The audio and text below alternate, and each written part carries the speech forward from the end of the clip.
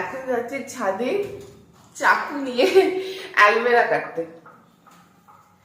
সবাই এখন aloe vera juice খাবে, শুধু আমি বাদে। আমার অ্যালোভেরা একদম ভালো লাগে না খেতে। আমি সব অন্য অন্য জুস খাই, কিন্তু অ্যালোভেরার জুস না, আমার একদম ভালো লাগে না অ্যালোভেরার জুস খেতে। আমাকে যতই সুন্দর করে দাও না কেন, যতই স্কিন গ্লো, স্কিন মানে অনেক কিছু, হেয়ার অনেক কিছু হোক না কেন, আমি অ্যালোভেরার জুস একদমই খেতে পারি না। আমার একদমই ভালো লাগে, আমার গা পাকা। কোথায় গেল অ্যালোভেরাগুলো? আর আমাদের আস্তে আস্তে আসো, দেখ একটা করে সিঁড়ি গ্যাপ।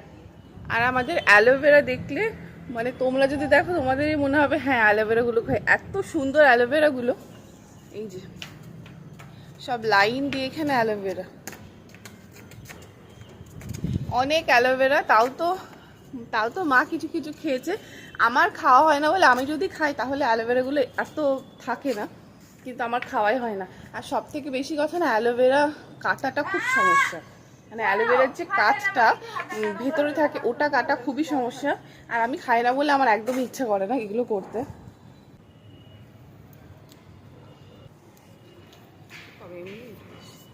এই অ্যালোভেরা না, এই যে এই হলুদ যে একটা কষ বেরোয়, এটা খুব বাজে। এটা এটা এখানটা একটু রেখে দিতে হবে, নাহলে অ্যালোভেরা কষটা বেরিয়ে যাবে তখন। এটা খাওয়া মানে এটা যতটা অ্যালোভেরা ভালো ততটাই কষ্ট লাগে। আর আমাদের এত অ্যালোভেরা, তাও আমরা কাজে লাগাই না, কিছু করা হয় না। ছাদ পুরো ভরে গেছিলো অ্যালোভেরাতে, মানে এত অ্যালোভেরা। আর অ্যালোভেরার না একটা ভালো জিনিস, অ্যালোভেরার যখন বড় হয়ে যায় তার পাশ দিয়ে ছোটো ছোটো অ্যালোভেরা হয়। তো তো অ্যালোভেরা মানে অনেকটা ছড়িয়ে যায়, তো আর অনেক হয়ে যায়। আর আমার মামা এসেছে, অ্যালোভেরা দেখে বলছে কি এত অ্যালোভেরা, আমি কালকে অ্যালোভেরা খাবোই। আর মামাকে নাকি ডাক্তার বলেছে যে অ্যালোভেরার জুস খেতে প্রতিদিন। তো অ্যালোভেরার জুস না কিনে যেগুলো বোতলে বিক্রি করে, ওইগুলো তো অনেক কিছু প্রিজারভেটিভ দেওয়া হয়, ওইগুলো থেকে এই খাওয়া অনেকটাই ভালো। তো মামার দেখে ভীষণ ভালো লেগেছে, বলেছে আমি এই অ্যালোভেরাই খাবো। এখন ফোন করে বলছে কি, মামা ফোন করে বলছে অ্যালোভেরা কেটে নিয়ে যাও, অ্যালোভেরা কেটে নিয়ে আমি জুস খাবো। এইটা বড় আছে, এরকম হয়ে গেছে, এরপরে নষ্ট হয়ে যাবে। ওইটাও কাটি,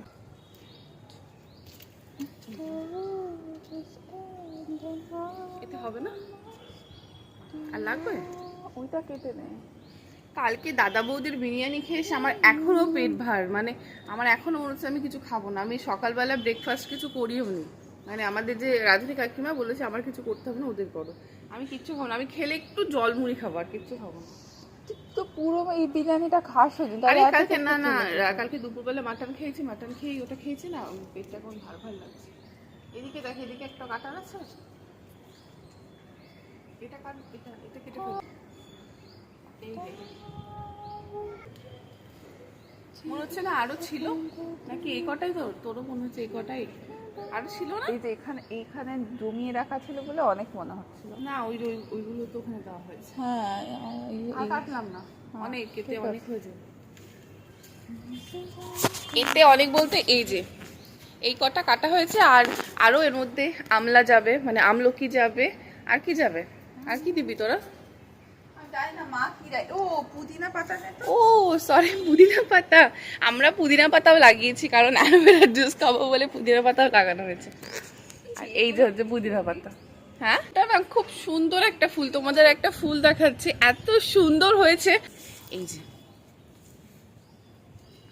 যে এই ফুলটা এত সুন্দর, এত কিউট, আর রংটা এত সুন্দর না। এই ফুলটার প্রথম যখন ফুটিয়েছিল আমাকে বলেছে তাড়াতাড়ি এসে দেখে যাও, খুব সুন্দর ফুলগুলো।